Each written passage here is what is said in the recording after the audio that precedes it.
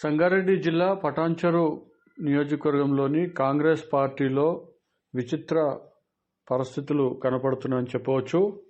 BRS party నుంచి గెలిచిన MLA Gudem Mypal Reddy CM Revanth Reddy ఆధ్వర్యంలో మంత్రి దామోదర జగ్గారెడ్డి ఆధ్వర్యంలో కాంగ్రెస్ పార్టీలో అధికారికంగా చేరారు.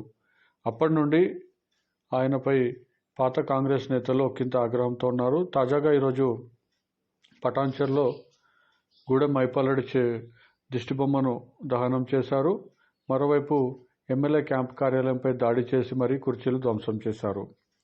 ఎమ్మెల్యే మాత్రం కాంగ్రెస్ పార్టీలో చేరిపోయి కాంగ్రెస్ ఎమ్మెల్యేగా ఉంటుండగా కాంగ్రెస్ నేతలు కార్యకర్తలు మాత్రం అది జీర్ణించుకోలేకపోతున్నారు.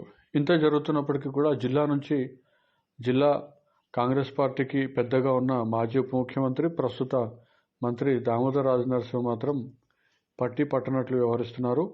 ఎమ్మెల్యే గూడెం మైపాల్ రెడ్డిని సభలకు లేదంటే అభివృద్ధి కార్యక్రమాలకు వచ్చినప్పుడు అడ్డుకుంటున్నారు కాంగ్రెస్ నేతలు కొందరు. తాజాగా ఈరోజైతే రాస్తారోకో ధర్నా, ఎమ్మెల్యే క్యాంప్ ఆఫీస్పై దాడి కూడా చేసినటువంటి పరిస్థితి ఉంది. అయినప్పటికీ కూడా మంత్రి దామోదర ఇంత జరుగుతున్నా, సొంత పార్టీలోనే ఇంత జరుగుతున్నా పట్టించుకోవడం లేదనే విమర్శలు మాత్రం సర్వత్రా వినిపిస్తున్నాయి. ఈ అంశంపై సీఎం రేవంత్ రెడ్డి ఏ విధంగా స్పందిస్తారో చూడాలి. సీఎం రేవంత్ రెడ్డికు ఈ అంశంపై ఫిర్యాదు చేస్తానని ఎమ్మెల్యే గూడెం మైపాల్ రెడ్డి చెప్పారు. ఈ ఘటనపై కూడా ఆయన పోలీసులకు ఫిర్యాదు చేశారు. మొత్తానికైతే స్థానిక సంస్థల ఎన్నికల ముందు కాంగ్రెస్లో కొట్లాట.